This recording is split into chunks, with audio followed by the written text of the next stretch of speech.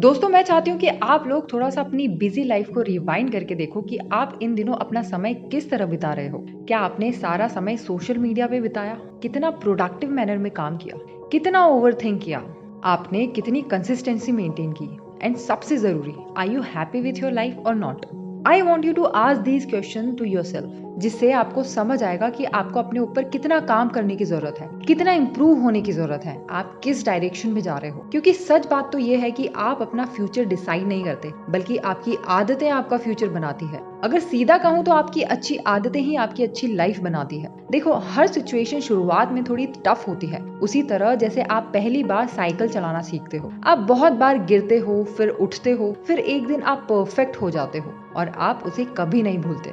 Practice करके किसी भी चीज को अपने अंदर परमानेंट लाई जा सकती है। इसलिए आज हम इस वीडियो में कुछ ऐसी आदतों को बनाने की बात करेंगे जो आपकी लाइफ में मेजर रोल्स प्ले करेंगी। लेकिन अब सवाल ये आता है कि कब तक हम किसी भी आदत को बनाने के लिए प्रैक्टिस करें और कैसे उस पर टिके रहें जिससे वो आदत हमेशा के लिए डेवलप हो जाए। तो इसका जवाब है 21 डेज चैलेंज। यस, अगर आप कोई भी चीज स्टार्ट करना चाहते हो तो आप 21 डेज चैलेंज से स्टार्ट कर सकते हो। सो लेट्स डिस्कस कि वो कौन सी चीजें हैं जो आपको लाइफ में सक्सेसफुल बनाएंगी।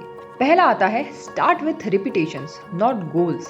हम सबके लिए हमारे गोल्स बहुत इंपॉर्टेंट होते हैं। आप जब भी कोई काम स्टार्ट करते हो, आप चाहते हो कि मुझे उसका आउटकम अभी इसी वक्त चाहिए, मुझे अभी ही बेटर होना है, अभी ही प्रोग्रेस करनी है और अभी ही सक्सेस पाना है। आप हमेशा फास्टेस्ट तरीका और बेस्ट अप्रोचेस ढूंढते हो, चाहे आपको मसल्स बिल्डअप करना है या वेट लूज करना है। लेकिन किसी महान इंसान ने कहा है, the best is the enemy of the good. खुद को ये कहने की बजाय कि मुझको तो बेस्ट ही करना है, you can start with small and consistent work and if you do it repeatedly, one day you will surely hit the bullseye. आप बेस्ट के चक्कर में थोड़े भी अच्छे नहीं बन पाते, थोड़ा सा भी इम्प्रूव नहीं कर पाते हो। जब भी आप कंसिस्टेंट मैनर में कोई काम करते हो और उसके साथ अपने मिस्टेक से सीख कर आगे बढ़ते हो, तब आपको अपने रिजल्ट्स में बहुत अच्छी प्रोग्रेस देखने मिलती है। फॉर एग्जाम्पल, आपको एक नॉवेल पढ़ने के लिए पूरी बुक खत्म करने का गोल सेट नहीं करना है, आपको रोज 15 मिनट पढ़ने का कमिट करना है। धीरे धीरे आपकी नॉवेल्स पढ़ने की हैबिट डेवलप हो जाएगी और जब आप डेली 15 मिनट से स्टार्ट करते हो तो आपको अपने अंदर प्रोग्रेस देखने मिलेगी और आप पहले से ज्यादा मोटिवेटेड फील करोगे। धीरे धीरे आप अपने अकॉर्डिंग किसी भी चीज को करने के लिए उसकी टाइमिंग बढ़ा सकते हो और इस तरह से आप किसी भी काम को उसके अंजाम तक पहुंचा सकते हो। फिर वो चाहे वेट लूज करना हुआ, टॉपर बनना हुआ या किसी स्किल को सीखना हुआ, you just have to start consistently without focusing on the goal. जब आप रिपीटेटिव मैनर में काम करते हो तो एक मोमेंटम बिल्डअप होने लगता है, उसकी वजह से कंसिस्टेंसी आने लगती है and consistency is what ultimately leads to success. Number 2, constraints inspire your creativity. हम बहुत बार कंप्लेन करने में अपना वक्त जाया करते हैं और उसी कारण खुद को आगे बढ़ने से रोकते हैं। बहुत बार हम कहते हैं, मेरे पास तो टाइम ही नहीं है एक्सरसाइज करने का, मेरे पास इतना पैसा नहीं है कि मैं कोई बिजनेस स्टार्ट कर पाऊँ। लिमिटेड चीजें या लिमिटेड टाइम के कारण हम बहुत प्रेशराइज्ड फील करने लगते हैं और गिव अप करने का सोचते हैं। लेकिन हम ये नहीं जानते कि कंस्ट्रेंट्स या रुकावटें हमारी क्रिएटिविटी को बढ़ावा देती हैं, हमें नए तरीके से सोचने की अपॉर्चुनिटी देती है। राइट ब्रदर्स ने वर्ल्ड की first successful motor operated airplanes का इन्वेंशन किया। उन्होंने ग्रेविटी की रुकावट को ओवरकम किया। उन्होंने ग्रेविटी को ऑब्स्टेकल ना देखते हुए लिफ्टिंग एंड एरोडायनेमिक्स की नॉलेज को ग्रेविटी के अगेंस्ट उड़ने के काम में यूज किया। कंस्ट्रेंट्स या रुकावटें हमें मोटिवेट करती हैं किसी भी प्रॉब्लम का सॉल्यूशन नए तरीके से ढूंढने में और ये हमारे सेल्फ डेवलपमेंट के लिए बहुत हेल्पफुल होते हैं। इससे हमारी सोच को एक नई डायरेक्शन मिलती है, आप अपने कंफर्ट जोन से बाहर आ जाते हो और अपनी क्रिएटिविटी को बाहर लाते हो। नंबर 3, द 4 की एलिमेंट्स ऑफ लाइफ। दोस्तों, क्या आप लोगों ने कभी गूगल मैप की मदद से डायरेक्शंस ढूंढने का ट्राई किया है? If yes, then you must know कि बस डायरेक्शन टाइप करके आप रूट का पता नहीं लगा सकते, आपको अपनी करंट लोकेशन का पता होना भी जरूरी है, राइट? इसी तरह से हमें अपनी लाइफ को भी डिजाइन करना होता है। अगर आप अपनी करंट सिचुएशन से अवेयर नहीं रहोगे तो आपको लाइफ में कहाँ जाना है, क्या करना है, उसका पता कभी नहीं पड़ेगा। अगर आप पॉइंट ए से बी तक पहुंचना चाहते हो तो उसके लिए आपको एक प्रैक्टिकल प्लानिंग की जरूरत पड़ेगी, वरना आपकी लाइफ को डिजाइन करने के प्लान सिर्फ सपने बनकर रह जाएंगे। इसलिए we need to assess these 4 steps जिससे हम अपनी लाइफ को प्रॉपर्ली डिजाइन कर पाएं। सबसे पहले आपको अपनी लाइफ के ये 4 इंपॉर्टेंट एरियाज को पहचानने की जरूरत है, जो है health, career, relationships and interests. देखो, हेल्थ में हमारी physical, mental and emotional health count होती है। फिर करियर में जॉब, स्टडीज, बिजनेस जैसी चीजें आती हैं। सिमिलरली इंटरेस्ट में वो हर चीजें जो आपको करना अच्छा लगता है, और रिलेशनशिप्स में वो हर कोई जिसे आप प्यार करते हो, चाहे वो फ्रेंड्स हो, फैमिली हो, कोई पेट हो। जब आप अपनी लाइफ में सबको इंक्लूड कर लेते हो, देन अब बारी आती है कि इन सबको बैलेंस करके कैसे चलें, क्योंकि आप एक चीज को अच्छा करने में दूसरी चीज को भूल जाते हो। इसके लिए आपको खुद से सही क्वेश्चंस पूछने होंगे कि आप क्या सही कर रहे हो और क्या गलत। कहीं ऐसा तो नहीं कि आप घंटों मोबाइल पर टाइम स्पेंड कर रहे हो जिससे आपकी पढ़ाई का नुकसान हो रहा है। ऐसा तो नहीं कि काम में इतना व्यस्त हो गए कि अपने वालों को टाइम ही नहीं दे पा रहे हो। इसलिए हर चीज का बैलेंस रखना बहुत जरूरी है। Health, relationships, career, passion, everything is equally important. और जब भी आपको लगे कि चीजें अनबैलेंस हो रही है, एक सही माइंडसेट से उसे बदलने की कोशिश करो। नंबर 4 आता है stop making decisions, start making commitments. Decisions देना और कमिटमेंट देने में बहुत बड़ा अंतर होता है। यस, ऑफ कोर्स हमें डिसाइड करना पड़ेगा जो हमारे लिए जरूरी है, बट उससे ज्यादा जरूरी होता है कि आपको उन चीजों को शेड्यूल कैसे करना है।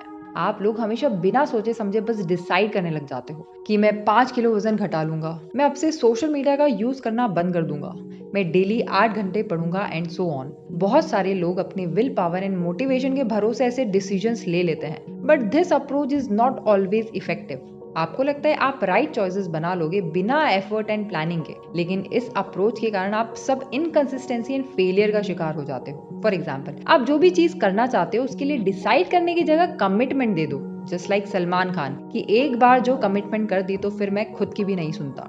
माना आपने कमिट कर दिया कि मैं मंडे एंड वेनसडे को अच्छी सी नॉवल पढ़ूंगा और ट्यूसडे एंड फ्राइडे को गिटार सीखूंगा। अब आपको डिसाइड करने की जरूरत नहीं है कि आपको क्या करना है, बिकॉज अब आपने ऑलरेडी एक शेड्यूल सेट कर लिया है कि किस टाइम पे क्या करना है। Number 5, the if then technique. Let's say कि आपने कोई गोल डिसाइड किया, जैसे कि हर वीक 3 बार एक्सरसाइज करोगे या रोज 15 मिनट मेडिटेट करोगे। अगर सब कुछ प्लानिंग के हिसाब से चल रहा है तब तो गोल्स के साथ स्टिक रहना इज नॉट टू डिफिकल्ट। अगर आप सुबह जल्दी उठ जाते हो तो आपके पास एक्स्ट्रा 5 मिनट्स मेडिटेट करने के लिए बचेंगे। अगर आप समय पे घर आ जाते हो तो आपको जिम जाने का टाइम मिल जाएगा। बट अगर इसका ऑपोजिट हो जाए तो हम एक्सक्यूजेस देने लगते हैं कि यार मुझे मेडिटेट करने का टाइम नहीं मिला, आज मैं किसी काम में व्यस्त था, आने में लेट हो गया, जिस वजह से मैं अपनी हैबिट कंटिन्यू नहीं कर पाया। जब भी ऐसी अनप्रिडिक्टेबल सिचुएशन से हमें गुजरना पड़ता है तो हमारे मन में ये सवाल आते हैं कि हम कैसे डे टू डे लाइफ में कंसिस्टेंट हो पाए। How can we plan for chaos. ऐसी सिचुएशन से डील करने की एक बेस्ट टेक्निक है जिसका नाम है द इफ देन टेक्निक। ये एक परफेक्ट टेक्निक है जिसके थ्रू हम कंसिस्टेंसी मेंटेन करके अपने गोल पर स्टिक रह सकते हैं, चाहे कितनी ही अनप्रिडिक्टेबल सिचुएशन हो। फॉर एग्जाम्पल, अगर आप लंच ब्रेक में योगा नहीं कर पाए तो आप आफ्टरनून में स्ट्रेचिंग के लिए ब्रेक ले सकते हो। अगर आपने अनहेल्दी लंच किया है तो आप डिनर में खुद के लिए एक हेल्दी मील बनाओ। अगर सुबह मॉर्निंग वॉक पे नहीं जा पाए तो शाम को इवनिंग वॉक करके आओ। ये टेक्निक आपको अपनी हैबिट्स कंटिन्यू रखने में हेल्प करती है। आप अलग अलग तरीके ढूंढ सकते हो अपने गोल्स पर टिके रहने के लिए, वो भी बिना किसी एक्सक्यूजेस के। Number 6, treat failure like a scientist. जब एक साइंटिस्ट कोई भी एक्सपेरिमेंट करता है तब उसे हर तरह की रिजल्ट से गुजरना पड़ता है। उनमें से कुछ पॉजिटिव होते हैं और कुछ नेगेटिव हो सकते हैं, लेकिन हर एक डेटा और इन्फॉर्मेशन उनके लिए बहुत मायने रखती है। वही सारा डेटा उनको अपने अल्टीमेट आंसर तक पहुंचाता है। इसी तरह से एक साइंटिस्ट अपने फेलियर्स को डेटा पॉइंट्स के रूप में ट्रीट करता है। ये उससे बहुत अलग है जिस प्रकार से आप लोग अपने फेलियर को ट्रीट करते हो। हर किसी के लिए फेलियर एक इंडिकेशन की तरह होता है कि वो वर्थ इट है या नहीं। अगर आप एग्जाम पास नहीं करते तो आप मान लेते हो कि आप उतने स्मार्ट नहीं हो। अगर आप फिट नहीं हो तो आपको लगता है कि आप डिजायरेबल नहीं हो। अगर आप बिजनेस में फेल हो जाते हो तो आपको लगता है आपके पास वो स्किल ही नहीं है। अगर आप कुछ अच्छा क्रिएट नहीं कर पा रहे हो तो आप मान लेते हो that you are not creative and so on. लेकिन एक साइंटिस्ट के लिए फेलियर्स ये साबित नहीं करते कि वो काबिल है या नहीं, या वो अच्छे साइंटिस्ट हैं या नहीं। In fact it's quite the opposite.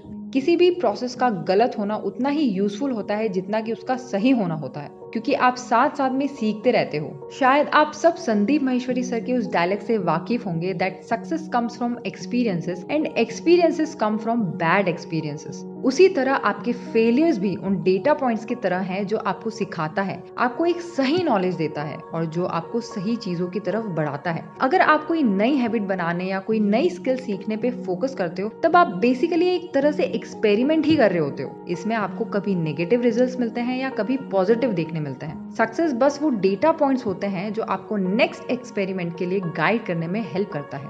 So I hope you like the video and it was worth your time. मिलते हैं नेक्स्ट वीडियो में, तब तक के लिए keep watching and keep learning.